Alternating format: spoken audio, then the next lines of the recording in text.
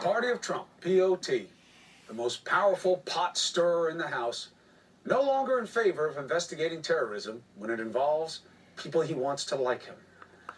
You need to see the game. Kevin McCarthy is playing it by not supporting a commission to investigate the Capitol attack. Why don't they investigate Antifa? What did they have to do with January 6th? I know you tried to spread some BS that that's who started it, but there was never any proof. The truth is as obvious as it is ugly. And we're going to not let time dilute reality.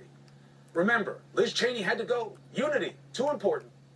Ask House Republican John Katko how united the party is. He negotiated with the Democrats on what a commission would look like. He handed McCarthy everything he asked for, even numbers of both parties represented. Both sides get a say on subpoenas. Not only did the House Minority Leader throw him under the bus, the party whip, Steve Scalise, is actively trying to get members to vote against Katko's deal. Scalise's move is not surprising, okay? Look, we know why he's doing it. We know why they're all doing it, because it's all about Trump. And January 6th is bad for Trump because January 6th was what Trump was talking about happening. And that's why they're doing it. The excuse? It's about scope.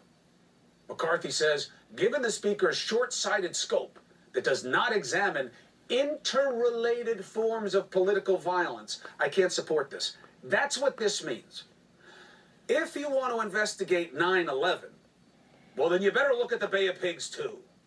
If you're going to do 9/11, you better do some other bombing that bothers us in a different way, too. Have you ever heard of that before? The so-called party of limited government, limited scope? Are you kidding me?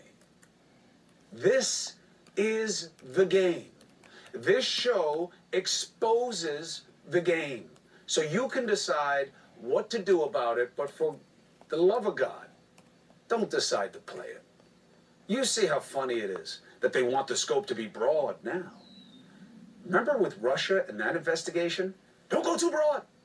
Don't go too broad. Remember this? It was a witch hunt. Wasting it all on this witch hunt. More the sense of a political sort of witch hunt. But now you want it as broad as it can be, right? Why? Because you're playing the game. And that's why McCarthy won't agree to anything, because he's waiting for Mar-a-Lago's okay. It's not just because he's going to be a witness, which he would, seeing how he has obviously told two stories about one phone call. He was never going to be in favor of doing what the boss doesn't want him to do. He's already told you what he thinks the purpose of congressional investigations are. Remember when? Benghazi.